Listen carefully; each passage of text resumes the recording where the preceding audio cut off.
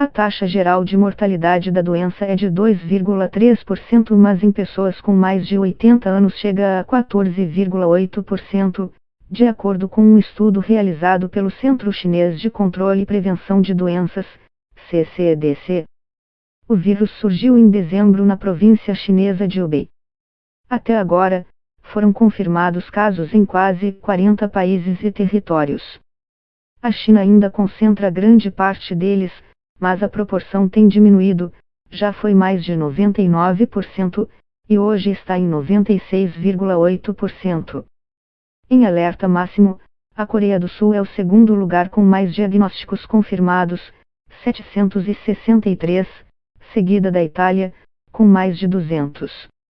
No país europeu, 7 pessoas já morreram por causa do surto, e autoridades têm adotado diversas medidas, como quarentenas, em 2 zonas quentes próximas a Milão e Veneza. Cerca de 50.000 pessoas não podem entrar ou sair de diversas cidades nas regiões de Vêneto e Lombardia nas próximas 2 semanas, salvo com autorizações especiais.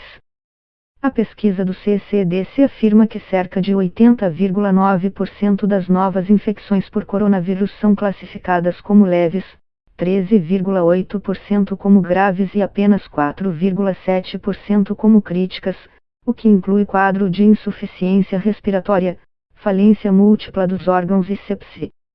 Diante desses dados, o presidente da OMS, Tedros Adhanom, sinalizou que a Covid-19 não é tão mortal quando comparada a outros coronavírus previamente registrados, como a Síndrome Respiratória Aguda Grave, SARS, e a Síndrome Respiratória do Oriente Médio, MERS.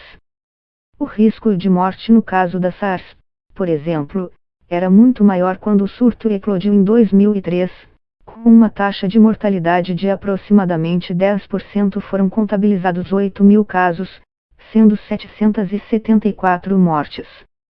O especialista sugere que a taxa de mortalidade pode ser ainda menor do que foi levantado até agora, uma vez que acreditasse que há muitas pessoas infectadas que não foram levadas em conta nas estatísticas.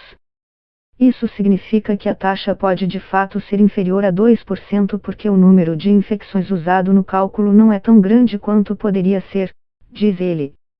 O que os epidemiologistas estão tentando descobrir atualmente é quanto esse número pode mudar no futuro, quanto pode aumentar, embora seja muito difícil fazer previsões porque a incerteza ainda é muito alta, acrescenta. No entanto, ele esclarece que, se houver um número maior de casos, o total de mortes causadas pela doença acabará sendo muito maior do que no caso da SARS. De uma maneira geral, podemos dizer que o número de mortes causadas pela Covid-19 é até agora muito baixo, se comparado à mortalidade provocada anualmente pela influenza, vírus da gripe. Uma análise dos Centros de Controle e Prevenção de Doenças, CDC, indica que apenas nos Estados Unidos 8% da população, que representa cerca de 26 milhões de pessoas, é infectada por essa doença todos os anos. Dessas, aproximadamente 14.000 morrem. E embora esse número seja muito maior do que o de mortes por Covid-19, pouco mais de 2,4 mil até agora, a taxa de mortalidade é muito menor, 0,05%. Se você comparar o coronavírus com a gripe, podemos ver que o Covid-19 é cerca de 10 vezes mais grave, em média, porque a mortalidade da gripe é muito baixa, apenas uma pessoa em cada 10.000 morre, explica Covin. Por outro lado, Covin diz que, no caso da gripe, é muito improvável que uma pessoa jovem e saudável morra. Já no surto de coronavírus, foram registrados alguns casos, embora a incidência seja menor, até 39 anos, a taxa de mortalidade é de 0,2%. Vimos que profissionais de saúde em Wuhan, China, como Li Wenliang, de apenas 33 anos, morreram. Se pensarmos na gripe, isso é muito improvável, não esperamos que uma pessoa saudável de 33 anos morra. Então estamos preocupados, diz ele.